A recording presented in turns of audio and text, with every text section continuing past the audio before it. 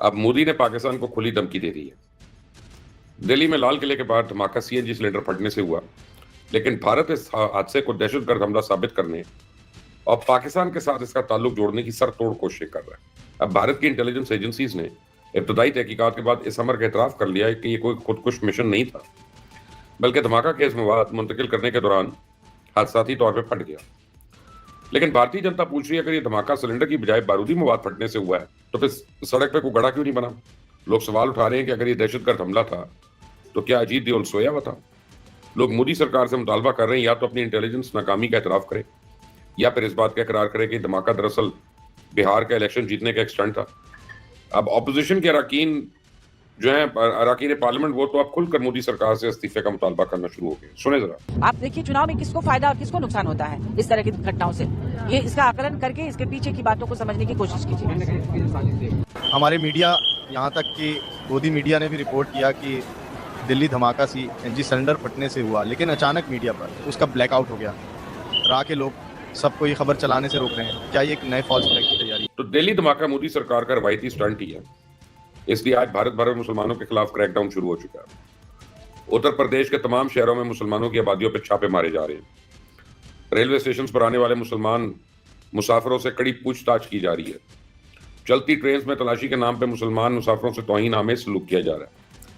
और इस शर्मनाक अमल पर अगर कोई शख्स सोशल मीडिया पर सदाए एहतजाज बुलंद करे या दिल्ली धमाके को इलेक्शन स्टंट करार दे तो उसको पकड़ के हवालात में डाल देते हैं। आप अपनी स्क्रीन पर लखनऊ के एक बारिश हेडमास्टर की गिरफ्तारी का मंजर देख सकते हैं। इसका कसूर सिर्फ इतना है कि उसने दिल्ली धमाके की टाइमिंग पर सवाल उठाया था। मकबूजा कश्मीर में तो सूरत हाल और भी तशवीशनाक है। पिछले 2 रोज के दौरान श्रीनगर, उड़ी, पुलवामा, सूपुर, अनंतनाग में 350 से ज्यादा घरों पर छापे मारे गए हैं।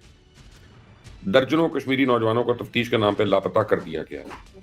और ये जालिमाना क्रैकडाउन इस बात का सबूत है कि शैतान मोदी ने हस्ब रवायत एक बार फिर अपनी नाकामी का एतराफ करने की बजाय तबले जंग बजा दिया। तो पहलगाम वाक़े के बाद ये कमीना सऊदी अरेबिया का दौरा मुख्तसर करके भागा था। आते ही इसने दुश्मन को घर में घुसकर मारने का ऐलान किया था।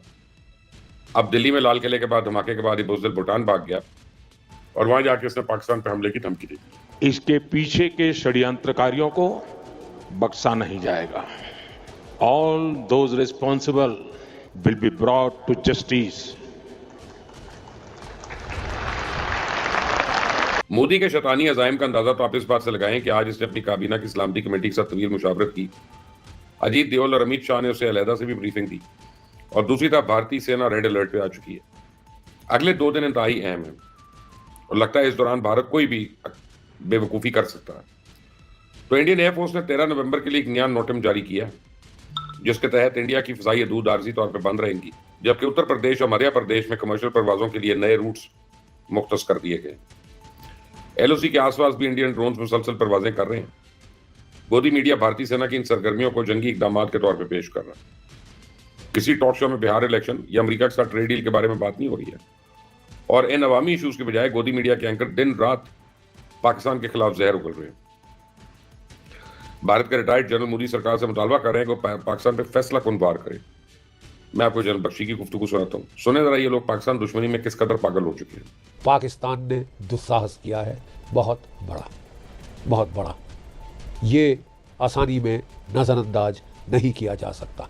Pakistan should be prepared for what comes next. ऐसा नहीं है कि पाकिस्तान की मुसल्लह अफवाज भारत के अज़ाइम से वाकिफ नहीं है। पाकिस्तान के खुफिया इदारों की भारतीय सेना की हर चाल की गहरी नजर है। दिल्ली से काबुल आजकल जिस इमदादी सामान की तरसील हो रही है उसके बारे में भी हमें पूरी खबर है। हमें पता है कौन से हथियार, कौन से ड्रोन और कौन से एंटी एयरक्राफ्ट गन्स वहां पहुंचाई जा रही हैं। कल इस्लामाबाद कचहरी में जो बुज़दिलाना हमला किया गया वो इसी सिलसिले की कड़ी थी।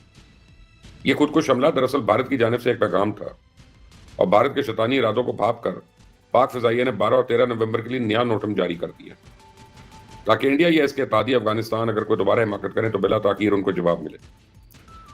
पहले हम इनसे एक एक करके निपटते थे, अब इंशाल्लाह एक ही झटके में इनके होश ठिकाने लगाएंगे। मैं आपको बताऊं कि अकेला पाकिस्तान ही अफगानिस्तान से तंग नहीं है। पाकिस्तान की तरह अफगानिस्तान के दूसरे हमसाए भी उससे खाइफ है।